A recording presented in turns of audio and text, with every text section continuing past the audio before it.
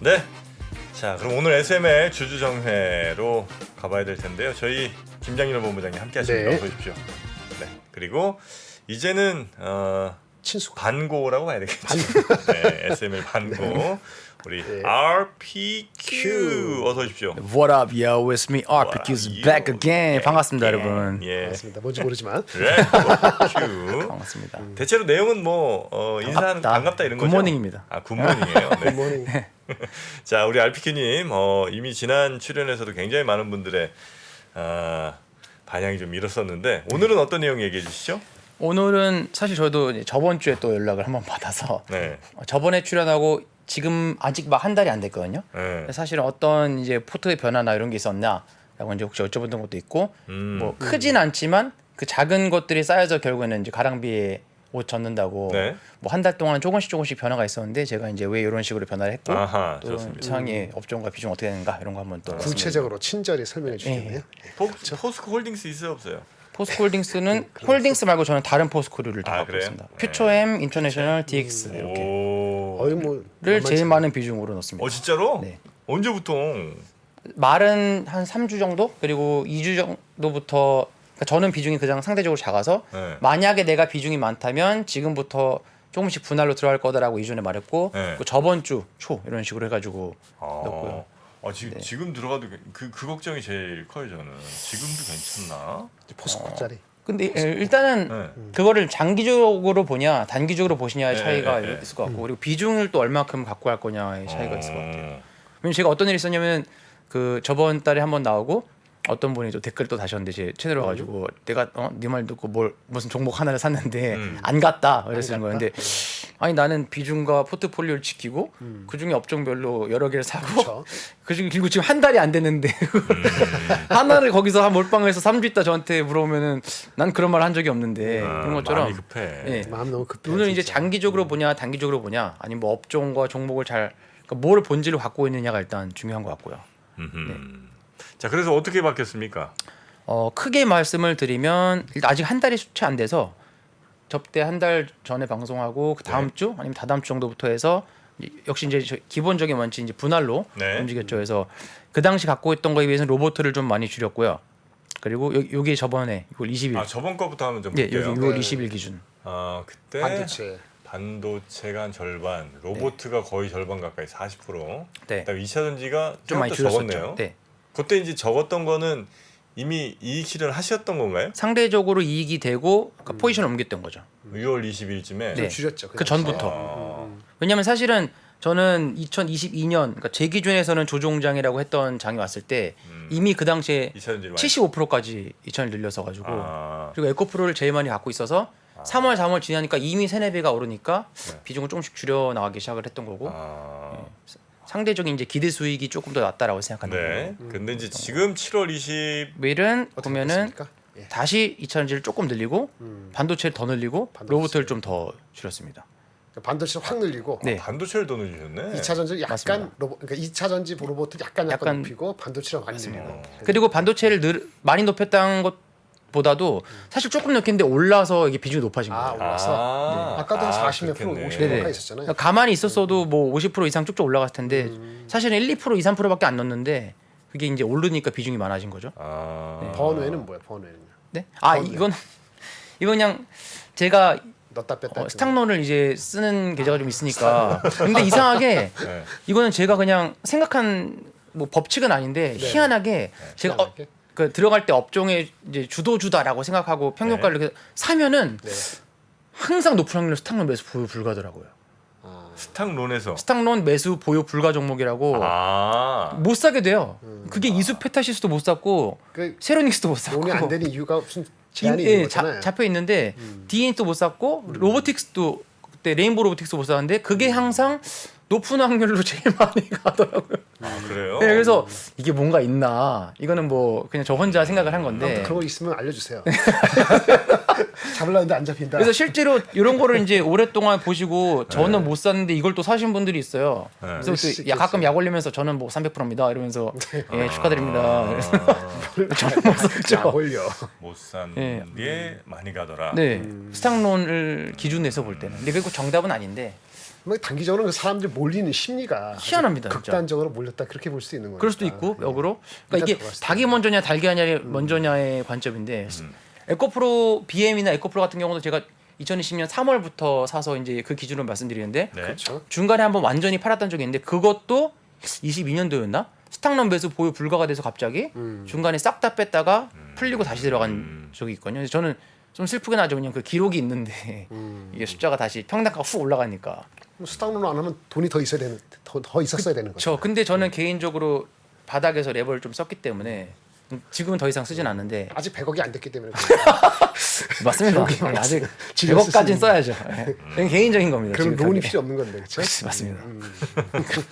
자 그렇게 이제 반도체 비중이 좀 늘었고 이전지 좀 늘었고 그다음에 로보트가 좀 줄었습니다. 네, 조금씩. 네. 그리고 2차전지 내에서도 종목이 많이 바뀌었어요. 바뀌었네 아까 2차전지도. 보니까요. 포스코 계통이던 네, 포스코 계통을 좀 많이 넣었고 2차 반도체도 추가로 더 넣은 게 몇 또 가지 생겼고요 있네요. 밑에. HPS 네. 떨어진 것들. 네. 근데 요 이유를 한번 말씀드려 보자면 네, 뭐 말씀해 주세요. 일단 제가 저번에 말씀드렸던 것처럼 저는 이제 업종을 보고 그리고 업종 내에서 저만의 평균가를 그러니까 저만의 ETF를 만들고 그 방법이라는 게 뭐 시총 사이즈별일 수도 있고 아니면 뭐 그룹주일 수도 있고 한데 일단 반도체를 초반에 처음 들어갈 때 10% 15% 이렇게 들어갈 때는 아무래도 전체에서 업종의 비중이 작기 때문에 여러 가지 종목을 넣을 수도 없고 넣을 필요가 없다라고 생각을 했었거든요.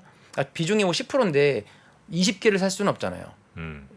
반도체를 그 너무 많아 백화점 푸드처럼 돼버리니까 제가 컨트롤하기도 힘들고 해서 그때는 이제 5개 정도만 픽업을 했고 이제 20개 20% 30% 전체 비중이 반도체가 높아가니까 네네. 이제 반이 넘어가니까 이제 종목을 좀 더 넣어서 평균가를 좀 더 맞춰도 되겠다라는 그렇죠. 생각이 들었고 그리고 지금 봤을 때 지금 제가 생각할 때는 제 기준에서는 시총 기준 그래도 너무 작지 않은 그리고 또 너무 크지도 않은 한 5, 6천억에서 1조, 2조 넘어가는 친구들이 좀 잘 가는 것 같더라고요. 그 HPS, 네, 맞아요, 대덕전자 그런 걸 예, 그래서 시가총액 한 개 정도만 빼고 네 그런 것 같네요. 나머지는 그 정도 사이즈 위주로 이제 추가해서 넣기를 시작했고요. 거의 완벽하십니다. 네.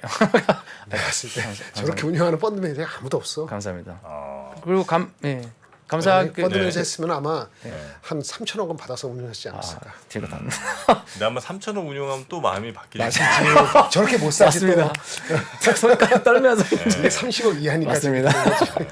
제 돈이니까 남의 돈 하는 거랑 또 다를 겁니다. 아무 느낌. 아니 그 매일매일 저거 공개하시던가요? 네, 매일 일기 쓰듯이. 바뀔 때마다 일기를 써서 1%라도 움직이면은 야, 움직이고 굉장하시다. 그럼 제가 맘먹고 따라하면 따라할 수 있는 따라할 수 있는 거잖아요. 거죠. 마음 먹으면 따라할 수 시도는 할 수 있으나 제가 여태까지 3년 동안 봤던 통계치로 네. 그러니까 100명이면은 이해하는 사람은 5%고 정말 5% 정도? 진짜 실천까지 하는 무슨 진짜 2%? 아니, 2%는 들으면 되잖아요. 어차피 뭐 그럼 2% 그럼 움직이는 되는데 거지 98% 움직이는 게 아니니까. 그게 9%면 2%될 수 있어. 단점도 뭐냐면은 제가 분할 매수 분할 매도로 들어가서 일기에는 저는 뭐 1%만 옮겼습니다. 2%만 옮겼습니다라고 하면은 들으신 분들 이해를 해도 1%는 아직 너무 작아. 나는 굳이 그런 마음에 안 옮기고 있는데 그게 한 1주 2주 1% 지나다 보면 참 5% 차이가 나네. 이렇게 되고 이런 분들도 또 계시고 땡큐야. 네. 듣고 행하는 건 본인의 자유지만 이게 실천은 좀 다른 얘기더라고요. 그래서 그래요. 이런 얘기 같은 얘기를 듣더라도 네. 매사기가 있어갖고 어떻게 들어가느냐에 따라서 수익률 차는 크다. 감. 맞습니다. 감이 있어야 돼. 네. 어떻게 나눌 것이냐 5번을 올라간 거 확인하고 들어갈 것인지 그쵸. 이미 반은 들어가고 나서 나머지는 뭐 이렇게 올라가는 거 할 확인하면서 것인지. 더 사든지. 맞습니다. 다르니까. 그리고 감사한 거는 물론 저는 일단 기본적으로 네. 제 모토가 이제 일일일비 하지 않는다. 주의주비, 월이월비도 하지 않는다. 최소 연희 연비로 본다가 이제 그치. 왜냐면 목표가 기니까. 그런데 다행히 뭐 운이 좋아서 저번 달 출연하고 지금 달까지는 좋으셨죠. 예, 여기 그러니까 이게 이제 비중순인데 네. 비중순 높은 데로는 다 표현하면 날라가서 뭐 그래요. 로봇만 좀 쉬어서 그래서 뺀 로봇만 것도 쉬어. 있어요. 뭐 쉬면 꺼져라 하는 느낌으로 너랑 이제 안 결별인가 이런 생각에서 그냥 포가 앞선 거죠. 완전히. 네, 포를 좀 포자. 앞에 쭉 뺐고 포스코 친구들을 그리고 홀딩스 같은 경우는 놓고 싶었는데 비중이 적은데 평균가를 만들기 위해서는 은행에 비해서는 시가총액이 좀 너무 크니까 네. 제가 만약에 시총을 업종 뭐 30% 40% 갖고 있다 그러면은 시총 큰 것도 좀 놓겠지만 작은 상태에서는 그렇죠. 뭐 좀 하이 리스크를 좀 가져가 볼까라는 생각을 좀 갖고 있었고 반도체가 만약에 빠진 반도체 파실 거예요? 반도체가 빠진다는 게 많이 빠지면 한 적어도 주봉 기준으로 봤을 때 주세가 꺾이면 네. 좀 줄여가겠죠 많이. 아, 주봉 그래요? 기준으로 한 7% 정도 빠지면 줄이겠네. 그런 것도 있고 저는 이제 선을 오히려 더 많이 봐요. 숫자보다는 뭐 21선, 33일선. 아직은 뭐 21선도 안 닿고 그냥 오늘 아까 뭐 오늘도 뭐 한미반도체 같은 경우는 좀 많이 빠졌고 네. 뭐 이런 식으로 했지만 예를 들면은 잠시만요 여기서 제가 세로닉스 예. 죄송합니다. 제가 잘 몰라서 세로닉스는 뭐죠? 세로닉스가 어떤 종목이죠? 갑자기 기억이 안 나요. 그 LNF랑 같이 자회사 모회사 뭐 이런 식으로 움직이는 그런 친구인데 회사군요. 저는 개인적으로 LNF보다는 세로닉스를 더 살려고 눌렀는데 안 돼서 주가가 LNF를 어땠어요? 조금 더 샀죠. 근데 세로닉스가 어땠어요? LNF도 거의 같이 움직이고는 있어요. 세로닉스? 네. 이름이 새로 와서 아, 뭐가 맞습니다. 싶었어. 하이닉스랑 뭐 이렇게 간접 전혀. 전혀 없어요? 네. 닉스자 들어가는 것 빼고는 아 그래요? ISC 뭐야 오늘 좀 기분 좋네요 갑자기. 네. ISC를 보여드리려고 했는데 갑자기 수직으로 올라오고 있어서 기분이 좀 세로닉스가? 좋아졌고요. 예. 아니 이게 아 보니까 1일 비하지 않는다 그랬는데. 잠시만요. 네. 1분 1위 한 거. 그러니까요. 이거는 뭐 네. 이거 공부 아, 잠시만요. 기민하십니다. 아닙니다. 그리고 보면은 이건 뭐예요? 이게 ISC 제가 갖고 있는 것 중에 비중이 좀 많은 것 중에 하나인 ISC. SK가 네. SKC가 인수한 네 회사죠. 맞습니다. ISC랑 이제 칩셋미디어, 한미바던체 이런 식으로 제일 많이 갖고 있는데 그 와중에 아까 그 그래프 한번 좀 다시 좀 네. 보여주시겠어요? 예를 들면 오늘 같은 경우 여기서 그날 같은 경우 제가 여기서 방송 저번 달에 출연했을 때가 여기였고 그리고 한번 올라가다가 또 많은 분들 또 1위 1비 하시고 또 여기서는 엄청 급락을 했어요. 네. 근데 제가 그때도 제 개인적으로 이제 말씀드렸던 게 개인 방송할 때는 어차피 저는 1위 1비 하지 않고 아무렇지도 않고 제가 항상 하는 말은 뉴스가 가격을 만드는 것이 아니다. 가격이 뉴스를 만드는 것이다. 요날 또 무슨 뉴스가 나왔어요. 뭐 인수 합병이 되고 저는 기억도 안 나요. 왜냐면 어차피 제가 하는 방법이 아니기 때문에 그래서 요날 제가 말씀드렸던 거는 1위 1비 봤을 때 이런 거면은 공을 바다에 누르고 그러니까 더 누를수록 세게 튀어오른다 라고 말씀 아무렇지도 않다 이렇게 간다 뭐 좀 쉴 수는 있겠지만 라고 했던 거고 어쨌든 쭉쭉쭉쭉 올랐고 갑자기 또 오늘 기분이 좋아지는 차트를 그리고 있는데 1위 비하지 않습니다. 아 오늘도 올라요? 근데 이거는 많이 내려가나 올라가나 그러니까 내려가도 공포스럽지 않아야 되는 것처럼 올라가도 사실 아무 느낌이 안 난다는 게 왜냐면 요때 이렇게 조금 올랐을 때 이때 조금 올랐을 때 많은 분들의 생각이나 여쭤보면 팔고 싶어요.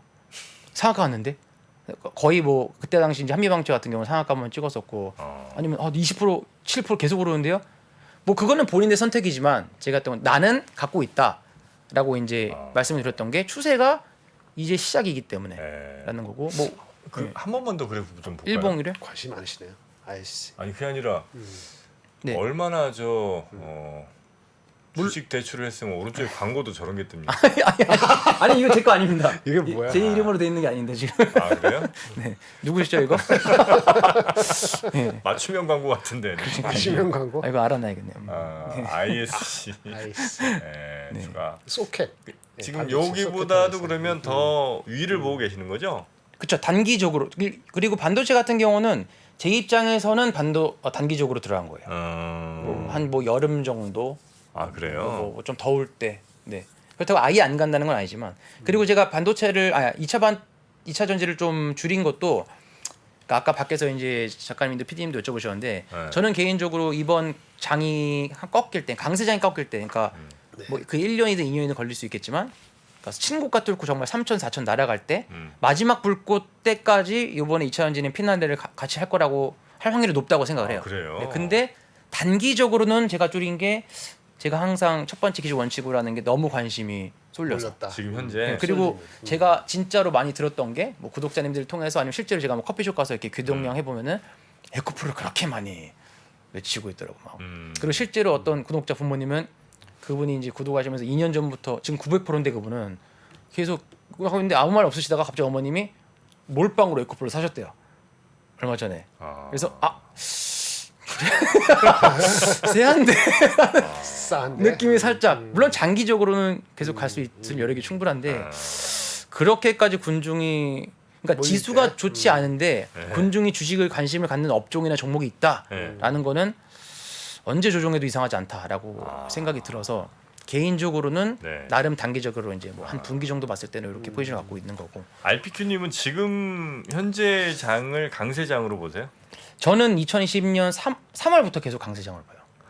아 2020년 코로나 네. 그 이후부터 지금까지 네, 박살 났을 때 제가 그러니까 존 테플턴이 말했던 강세장은 공포 속에 피어나 회의 속에 자라나고 낙관 속에 성숙해 행복 속에 죽는다 그랬거든요. 그러니까 그 기간이라는 강세장은 그러니까 인생에 한 번 오는 대세 강세장이다라고 제가 항상 말하는데 존 템플턴이 말했던 비가 막 폭우가 내리치는데 우산 없이 길거리를 걸을 때 옷이 젖는 걸 피할 수 없는 것처럼 돈을 버는 시기가 반드시 온다라고 했어요. 근데 그건 무슨 뜻이냐면 반대로 말하면 그러니까 채권이든 주식이든 순환하면서 가면서 언젠가는 한 번에 한 번씩은 인생에 한 번씩은 그런 폭등장이 오는데 그게 연세가 많은 저희 어머니 또래에서는 트로이카 장세 86, 80, 88년도였고 지금쯤 한 번 올 때가 됐다. 적어도 35년, 40년 됐으면 라는 판단이 있고 그 네. 80년대 트로이카 장세 말고 지금 처음이라고 보시는 거예요? 네, 저는 개인적으로 물론 이제 주도주가 있었던 때도 있고 네. 뭐 03년, 05년부터 리먼 사태 전까지 네. 뭐 1000포인트, 2000포인트 있었지만 그러니까 인생에 한 번 오는 대세 강세장이나 어떤 폭우 속에 옷을 젖는 걸 피할 수 없는 강세장은 저는 2020년에 시작됐다고 생각을 하고 이제 아직 안 끝났고 네, 끝나지도 않아요. 아 그래요? 단계가 3단계쯤, 2단계쯤 왔다. 그리고 가장 중요했던 것 중에 이제 전 세계적인 공포 네. 그리고 이제 예전과 다르고 뭐 유튜브도 생기고 정보의 접근성도 달라지기 때문에 업다운이 다르긴 한데 저는 이건 제가 생각할 때 거의 유일한데 2022년에 이제 장이 많이 조정을 받았잖아요. 네. 근데 그때 마지막까지 저는 이건 조정이다라고 했어요. 그러니까 많은 사람들은 이거는 하락장이다. 내년에 그러니까 그 당시 기준 2023년에 경기 심층 온다라고 얘기했을 때 이건 조정이다. 그러니까 이렇게 업다운이 커지긴 했지만 폭이 그 이유 중에 하나가 강세장으로 시작했던 이름에 이게 죽지 않았다. 2차 전지는 보합이었거든요, 계속. 그래서 제가 2차 전지 75%까지 넣었던 게 세잖아라고 했던 거죠. 전 세계적인 장과 우리나라 지수도 조정을 하는데 벗어나지 않을 정도 제 기준에서 월이월비로 봤을 때. 근데 가장 이슈가 되었던 주도주는 보합이어서 물론 이건 심했지만 네. 그래서 가장 많이 넣었던 거고 이건 제 명언인데 강세장은 죽어서 주도주 이름을 남긴다. 하는 이게 제 왜냐면 그 주도주를 픽했던 것과 같은 맥락인데 득보여야 된다라고 제가 그랬잖아요. 네, 네, 네. 중간 중간에 누구든지 5%, 10%, 20% 혹은 운이 좋아서 100%, 200%도 소위 먹을 수 있지만 바닥에서 끝까지 갖고 있는 사람 거의 없거든요. 그렇죠. 그리고 나서 강세장이 죽으면 그게 유명해지는 거죠. 그때 조선주, 그때 기아차, 그때 2차 전지. 산업은 이제 더 발달할 수 있지만 그래서 저는 아직까지도 크게 봤을 때는 그러니까 정말 길게 지나고 봤을 때는 사람들이 03년부터 강세장이었구나. 리먼 사태 전까지는 5년 걸렸다라고 생각하는 것처럼 저는 지금 봐서는 막 힘들어 보일 수 있지만 나중에 세월이 지나 보면은 코로나 때가 이제 시작이 아니었을까라고 생각을 개인적으로 합니다. 네, 네, 네. 그 정도 인생에 올 강세장이라면 적어도 지수 기준으로는 한 2배, 그렇죠. 3배는 가야 될 거 아니에요, 그죠?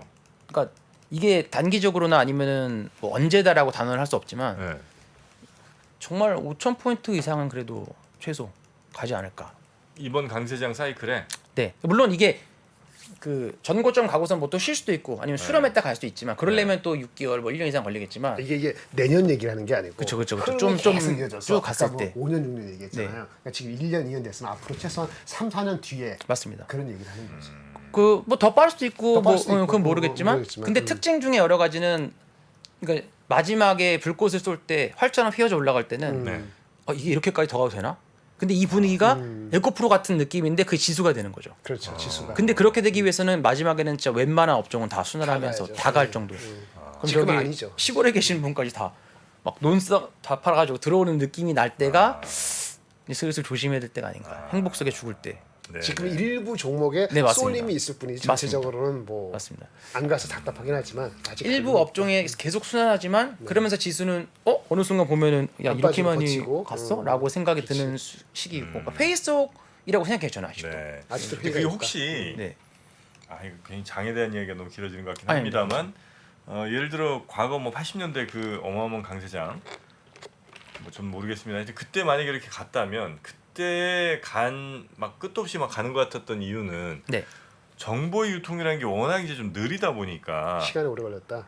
야 뭐야 진짜 된대? 이 얘기가 이제 여의도에 있다가 여의도에서 마포, 퍼져나가고. 강남 퍼지고 인천, 대전, 뭐 부산 이렇게 이제 퍼지는데 워낙 오래 걸려서 그런 건 아닌가? 지금 같으면 네네. 뭐 될 것 같다 싶으면 바로바로 들어가잖아요. 일리는 전국에서. 맞습니다. 그렇죠. 예. 그러니 그렇게 오래 또 그렇게 많이 쭉 강세장을 간다는 게 우리 경제의 체력도 그런 것 같고 그 주시장이 그렇게 정보가 빨라진 시대에 갈 네. 수 있는 건가? 제가 깨달은 거는 네. 그러니까 제가 그러니까 접근하는 첫 번째 원칙 중에 하나가 네. 양털 깎기다. 군중의 양털 깎기를 기본적인 원칙으로 두고 간다라고 생각을 했고 네. 그리고 예를 들면 미시시피 버블 아니면은 뭐 진짜 뭐 튤립 버블 정말 200년 전에 100년 전에 이런 걸 쭉 봐도 기본 그림은 똑같은 게 있어요. 그리고 제슬보가 말했던 만약에 주가가 정말로 제 가격을 매일 받는다면 주식시장은 없어질 거다라고 네네네. 했던 건 네. 인간의 탐욕과 공포와 그게 들어가기 때문에 그러니까 결국엔 이걸 클릭하는 거는 사람이거든요. 물론 이제 뭐 회사나 뭐 AI가 생기고 하지만 그리고 제일 중요한 게 소외감. 에코프로만 봐도 단기적인 업종의 단기적인 종목인데 3년 동안 얘기했는데 말 안 하다 갑자기 몰빵하신 분들이 생긴 것처럼 만약에 지수가 정말 6개월 동안 뭐 예를 들면 3,500포인트인데 5,000포인트를 간다. 다 간다. 누르지 못하는 사람은 아마 없을 거라고 생각을 해요. 그리고 말씀하신 것처럼 유튜브라는 게 특히 생기고 네. 정보가 정말 전문가이신 분들도 유튜브를 통해서 누구나 쉽게 접근할 수 있는 세상에서 이번 장의 특징이 기존과 달랐다고 생각하는 것 중에 하나는 업다운이 굉장히 심해졌다고 생각을 하거든요. 그러니까 이게 파동이 굉장히 커진 거. 우르르 물렀다가 우르르 네네네네. 빠졌다가 이게 좀 심해졌지 그 폭만 좀 줄이면은 저는 근본적으로는 같은 움직임을 갖고 있다고 생각을 해요. 그러니까 이거는 이제 어떤 기술의 문제가 아니고 심리의 문제라고 보시는 맞습니다. 거군요. 네. 그렇게 이제 지수가 많이 갈 수 있다고 한다면. 네. 타당성이 있죠. 아니 그래요. 정프로님 말도 타당성이 있고 맞습니다. 정보가 빨리 흡수될 수 있는데 네. 빨리 흡수되는 만큼 사람들의 마음이 더 조급해지는 거야. 맞아요. 더 조급해져서 그거를 버블을 만들려면은 쏘이림도 더 많아지고 예. 버블도 더 올라갈 수 있는 여지가 있는데 맞습니다. 지금은 전체장이 그렇지 않으니까 큰 장사장이 아직 안 왔다고 보는 거죠. 맞습니다. 그래서 큰 강세장은 기본적으로 당연히 뭐 올해라는 건 아니고 내년이라는 것도 확답할 수 없지만 네. 신고가, 그 지수 기준 신고가 예를 들면 뭐 코스피 기준 3,000 3,300, 뭐 코스닥은 뭐 1,100 이렇게 뚫고 올라가고 그게 뭐 바로 갈지 좀 쉬다 갈지만 천천히 가다 갈지는 모르겠으나 그 어느 순간 신고가라는 게 무서운 게 뭐냐면 제가 항상 신고가 위주로 더 넣는 것도 결국에는 매수와 매도의 싸움인데 매도 버튼 누르고 싶은 마음이 없다는 거죠. 맞아요. 무슨 뜻이냐면은 내가 물렸던 1,100원에 팔고 싶은 사람이 존재하지 않는 거 지구상에. 그럼 매수 버튼이 더 많을 수밖에 없고 당연히 한 번 갔던 친구들은 쭉쭉 추세를 타고 갈 수밖에 없는. 근데 이제 80년대 그때는 네. 뭐랄까 사람들이 다들 어쨌든 내일에 대한 희망은 좀 있었을 거 아닙니까? 내년 후년 아유, 올림픽도 되겠어. 하고 뭐. 네. 이런 생각은 지금은 이제 다 하잖아요. 우리나라 경제가 뭐 인구도 뭐 이 경제가 더 갈까 맞네. 이제 이런 의심들을 할 거 아니에요. 네. 실제로 아마 그럴 것 같고 그러면 이제 우리 경제가 성장률도 이미 이렇게 저 바닥을 기는 상황에서 네. 주가는 별도로 이렇게 또 갈 수도 있나요? 그거는 단기적으로 봤을 때는 코로나 때만 봐도 코로나 폭락 이후에 제가 지금 안 갖고 왔는데 그랬던 그림인데 이제 뭐 W자 간다 뭐 L자 간다 많은 분 말씀하는데 저는 이렇게 간다라고 말씀을 드렸거든요. 네. 그러니까 제 기준에서 다행히 그 시나리오가 맞아서 거기에 이제 맞게 대응을 했는데 그리고 나서 오르니까 아까 말씀드린 그다음 뉴스가 나왔어요. 이거는 올라간 이유는 유동성이 많아지고 미국에 돈을 풀고 그러니까 이유는 나중에 붙어요. 그리고 제시 리버머가 했던 말인데 이유는 몰라도 된다. 그게 뭐가 중요한가? 주가가 오르는데. 쉽게 말하면 당신이 알고 싶은 이유는 안 나올 때도 있고 평생 혹은 몇 년 후에 밝혀질 때도 있다. 근데 중요한 건 우리는 10,000원에 파서 20,000원에 파는 게 아닌가? 근데 제 이제 근본적인 접근도 그렇기 때문에 뭐 모든 것을 알 수도 없고 모든 걸 알 필요도 없다. 수익이 꾸준히 잘 나고 있나? 라는 것만 중요하고. 좋습니다. 네. 질이네. 맞아요. 이제 너무 쓸데없는 거 많이 생각한 것 같아요. 어차피 몰라요. 몰라요. 섹터를 너무 많이 항상 완벽하게 알려가면은 결정을 내리기 어렵지. 그리고 다 알 수도 없고. 다 알 수도 없고. 네, 알겠습니다. 자, 오늘 뭐 참 이런저런 어렵지. 얘기하다 보니까 시간 더 있으면 좋겠는데. 시간이 벌써 갔네요. 네. 자, 우리 RPQ님 네. 오늘은 시장에 대한 전망까지 얘기해 주신 걸로 정리하고요. 다음 시간에 또 한번 모셔서 그때 바뀌는 포트폴리오도 한번 또 말씀 들어보도록 네. 하겠습니다. 좋습니다. 네, 감사합니다. 대단히 고맙습니다. 네, 감사합니다. 네. 네. 자, 우리 김장렬 본부장님도 네, 고생 많으셨고요. 감사합니다. 내일 또 뵙겠습니다. 네, 네. 함께 해주신 여러분 고맙습니다. 감사합니다.